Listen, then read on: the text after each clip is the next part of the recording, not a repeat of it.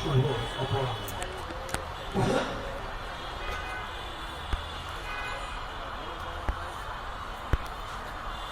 রক্তের অক্ষরে লেখা নাম কোনদিন মুছবে না যাবে।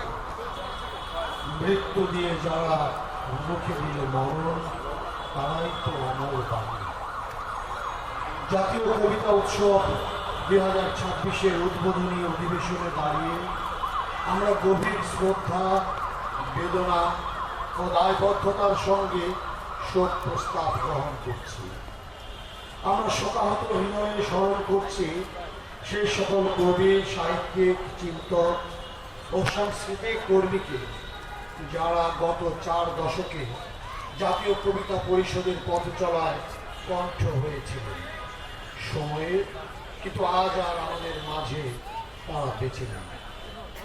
আমরা স্মরণ করছি তাদের, যাদের কবিতা প্রশ্ন করেছে ক্ষমতাকে, যাদের ভাষা ভেঙেছে ভয়, এবং যাদের স্বপ্ন ছিল একটি মানবিক, গণতান্ত্রিক, বৈষম্যহীন এবং মুক্ত সংস্কৃতির প্রেক্ষাপট বিনির্মাণ। একই সঙ্গে আজ এই মঞ্চ থেকে আমরা গভীর শ্রদ্ধা ও শোক সহ স্মরণ করছি 24-এর আন্দোলনে নিহত শহীদদের, যাদের আত্মত্যাগের বিনিময়ে 2024 সালের নতুন রাজনৈতিক ও সাংস্কৃতিক প্রেক্ষিত রচিত হয়েছে। তারা কোনো সংখ্যা মাত্র নয়, তারা ছিলেন জীবন্ত কবিতা। তারা ছিলেন রাষ্ট্রীয় দমন পীড়নের বিপরীতে দাঁড়ানো সাহস।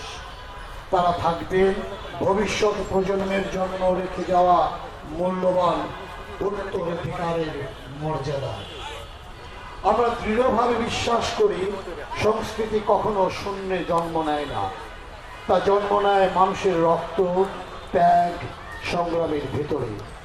যে সংস্কৃতি মানুষের দুঃখ, নিপীড়ন, অন্যায়ের মুখোমুখি দাঁড়াতে পারে না, সে সংস্কৃতি নিরপেক্ষ হতে পারে না। সে সংস্কৃতি নিজেই অপরাধের অংশীদার হয়ে ওঠে।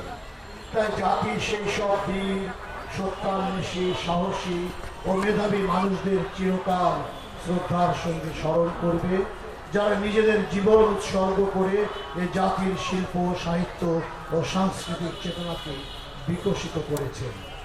আজ এই শোক প্রস্তাবের মধ্য দিয়ে আমরা সেই ইতিহাস স্মরণ করছি এবং একই সঙ্গে ঘোষণা করছি এক নতুন অঙ্গীকার।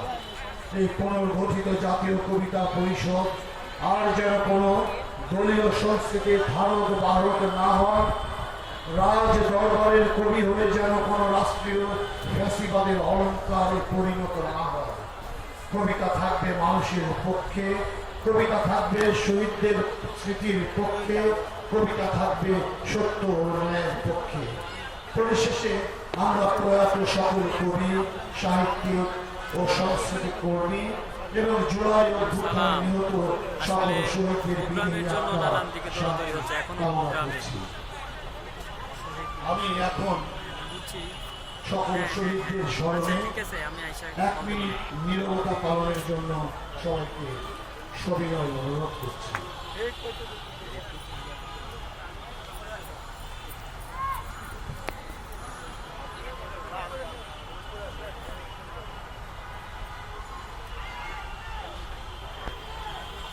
ধন্যবাদ সবাইকে।